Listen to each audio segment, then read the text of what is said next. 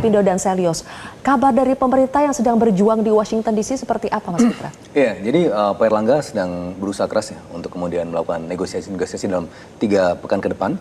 Dan kita sudah memberikan konsesi tawaran pembelian produk Amerika Serikat all in all 34 billion US dollar. Itu adalah kedelai 2,5 billion US dollar. Kita juga akan beli bungkil kedelai 1,5 billion US dollar. Gandum itu kita akan beli 500 juta dolar. Kemudian ada kapas 200 juta dolar. Itu baru yang sektor pertanian. Kemudian kita juga akan membeli produk-produk migas LPG 3 billion US dollar. Kerosin minyak tanah itu 4 billion US dollar. Oil bensin 8 billion US dollar. Plus juga kita akan beli pesawat 3 billion US dollar, services 11 billion US dollar. Jadi sudah bawa list panjang ya apa yang kita akan beli on top dari Amerika. Itu juga Pak Pandu sudah juga berencana untuk melakukan investasi di Amerika Serikat. Karena isi dari surat Trump itu, pertama kita harus melihat bahwa apa sih tarif resiprokal, cara menghitungnya seperti apa. Ya. Mbak Sylvia, PhD saya di bidang International Economics. Itu memang belum pernah saya diajarkan seperti itu. Tetapi kalau sudah seperti itu ya sudah, berarti ini adalah ukuran subjektif dari Trump. Nggak tahu rumus 32% gimana itu caranya, dari mana ya? Tapi gimana caranya? Tahu, caranya adalah defisitnya itu berapa? 18 billion US dollar. Dibagi dengan impor Amerika Serikat ke kita 28 billion US dollar. Sebenarnya ada dikali dengan bilangan elastisitas lain. Tetapi itu kalau dikalikan jumlahnya 1. Jadi all in all 18 dibagi 28 billion US dollar itu 0,64 dikali 100%. 64%. Kemudian Basil tunggu sebentar. Ini 64% itu dikasih diskon sama Trump 32%. Dia bilang gini, we are very kind, so we give you a discount 32%. Padahal MFN, most favored nation, kalau kita lihat standar WTO itu antara 5-10% kita ke Amerika Serikat. Oke lah, kalau sudah begitu berarti cara untuk bernegosiasi dengan Trump adalah membeli lebih banyak produk Amerika Serikat, yang mana itu akan mengurangi defisit. Jadi tidak defisit lagi? Jadi nol, ya kan? Tapi di on top dari itu ternyata Trump menginginkan investasi dari kita ke mereka. Sampai buka pabrik, Mas Fitra? Betul. Biasanya akan dikabulkan tidak? Biasanya begini kan, dalam konteks teori ekonomi tradisional, biasanya yang maju berinvestasi ke yang lebih di bawah. Tapi ini kita yang disuruh berinvestasi ini sana. ada peluang lagi, Mbak Sylvia.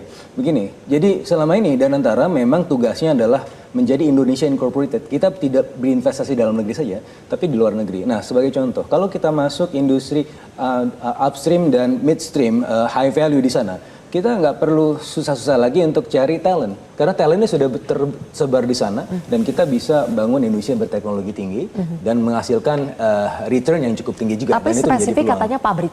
Betul, ya kan, pabrik yang akan menyerap tenaga kerja yang secara relatif itu lebih skilled. Intinya kita akan memenuhi syarat itu? Ya, kita akan berusaha untuk memenuhi syarat itu. Akan berusaha memenuhi syarat itu. Karena kalau kita lihat dari Vietnam, perjalanan mereka adalah dalam konteks itu juga, trade and investment. Oke.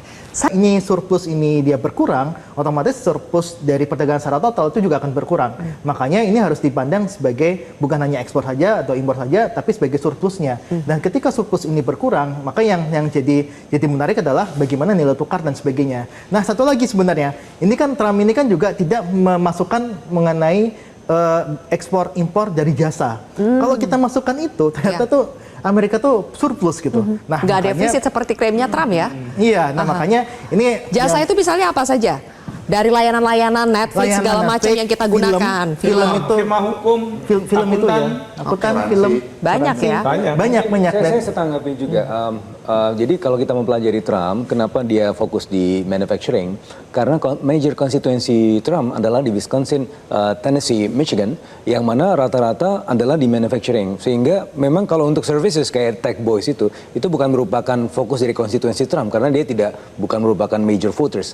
Major votersnya di situ. Jadi kita harus mengetahui juga ketika kalau kita ingin berselancar dan juga untuk memahami Trump, maka kita harus tahu kalau kita aiming for manufacturing, artinya kita aiming for his constituencies, artinya kita bisa menang dengan negosiasi begitu. Oke.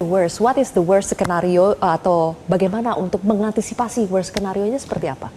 Pak Presiden selalu bilang, civis pacem para belum. Kalau mau damai harus selalu siap perang. Maka worst scenario itu selalu berada di pikiran ya pemerintah sekarang. Bagaimana Asta Cita juga poin nomor 2 itu selain ketahanan keamanan itu satu layer dengan ketahanan ekonomi, energi dan seterusnya. Maka prinsip berdikari itu sudah merupakan bagian dari the long game yang akan kita mainkan. Dan salah satunya juga dalam konteks preparing the worst itu pemerintah sudah mengeluarkan paket stimulus untuk kuartal 2 kemarin yang sudah dikeluarkan 24,4 triliun, 11,9 triliun untuk bansos penebalan, terus kemudian ada 10,7 triliun untuk bantuan subsidi upah, plus juga ada diskon tarif untuk memanfaatkan musim liburan kemarin untuk kemudian menciptakan ruang-ruang ekonomi. Ini memang sengaja didesain sebagai upaya kontrasiklus terhadap potensi tarif Trump itu. Jadi sebelum hasilnya itu keluar, itu pemerintah sudah melakukan langkah-langkah antisipatif. Dan saya rasa ini juga menjadi presiden, pemerintah menjadikan ini presiden bahwa ke depan dengan adanya